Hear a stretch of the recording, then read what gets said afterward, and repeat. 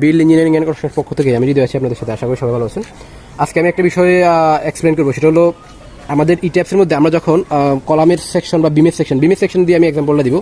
বিমের সেকশন আমরা যখন ডিফাইন করি তখন আমাদের একটা ডাটা দেওয়া লাগে, সেটা হলো cover to longitudinal rebar group centroid.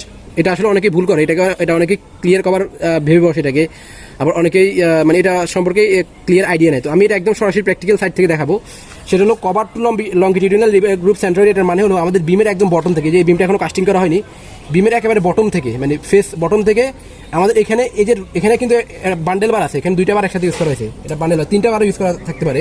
তাহলে এই বান্ডেল বার যদি 3টা বার থাকে, তাহলে 3টা বারে যে সেন্ট্রয়েড বটম থেকে সেন্ট্রয়েড পর্যন্ত যে লেন্থ, যে ডিস্টেন্সটা, সেটা হলো আমাদের cover to longitudinal rebar group centroid. তাহলে যে এখানে এতটুকু হতে পারে, এই যে এখান থেকে আমার আঙুল দেখা যাচ্ছে এতটুকু, মানে cover to longitudinal rebar group centroid. এটা কিন্তু আমাদের ক্লিয়ার কভার না। ক্লিয়ার কভার হলো আমাদের জাস্ট রেইনফোর্সমেন্ট, মানে আউটার যে রেইনফোর্সমেন্টটা থাকবে সেটার বাইরের ফেস থেকে, সেটা থেকে বাইরের ফেস পর্যন্ত যে ডিস্টেন্সটা সেটা। তাহলে এটা আর কি, এটা আপনারা দেখতে পাচ্ছেন, এটা এতটুকু আর কি।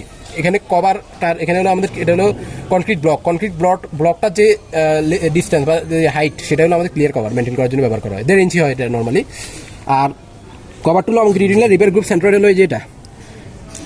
ওকে।